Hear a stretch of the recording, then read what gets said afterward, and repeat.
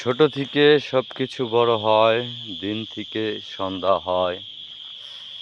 এটাই পৃথিবীর নীতি। মানুষ একদিন ছোট থেকে বড় হবে, বুড়ো হবে, দাড়ি মোছ পাকবে, মরে যাবে। যদি পৃথিবীর নিয়ম পাল্টানো যেত, সবার আগে মানুষ মানুষের বয়সটাকে পাল্টাতো। আর যদি পৃথিবীতে রাজ করা যেত, তাহলে সবার আগে সে তার রাজ্যের রাজা হতো।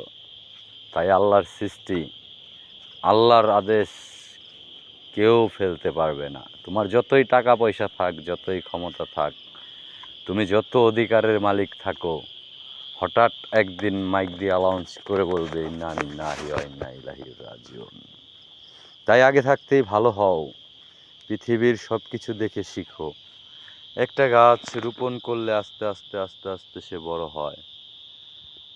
একটা দিন সকাল থেকে শুরু হয়, আস্তে আস্তে সে সন্ধ্যা ঘনিয়ে যায়। আর একটা মানুষ আস্তে আস্তে বড় হয়ে শেষ কালটা তার বৃদ্ধ হয়। তার শিশুকালটা যায় কোলে কোলে, বৃদ্ধকালটা যায় লাত্তি উষ্টাতে। আর মরণকালের পরে যদি সে ভালো কিছু করে, তাহলে আল্লাহর দরবারে সে সুখী হয়। আর যদি সে খারাপ কিছু করে যায়, তাহলে তার কোনো দুঃখের সীমা নাই।